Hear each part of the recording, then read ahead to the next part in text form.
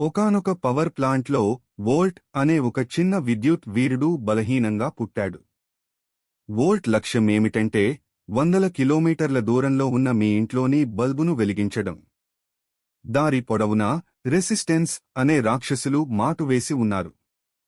Volt అదే బలహీనతతో బయలుదేరితే ఆ రాక్షసులు వోల్ట్ శక్తిని మధ్యలోనే కరిగించి బలహీనపరుస్తారు.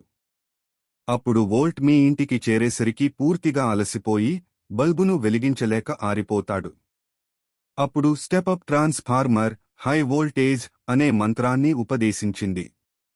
ఆ మంత్రం వల్ల వోల్ట్ శక్తి అమాంతం పెరిగింది. ఇప్పుడు వోల్ట్ సూపర్ మ్యాన్లా దూసుకుపోయాడు. కానీ వోల్ట్ నేరుగా ఇంట్లోకి వస్తే బల్బు పేలిపోయే ప్రమాదం ఉంది. అందుకే ఇంటి దగ్గర ఉన్న స్టెప్ డౌన్ ట్రాన్స్ఫార్మర్ వోల్ట్ శక్తిని సురక్షితమైన 230 వోల్టులుగా మార్చింది.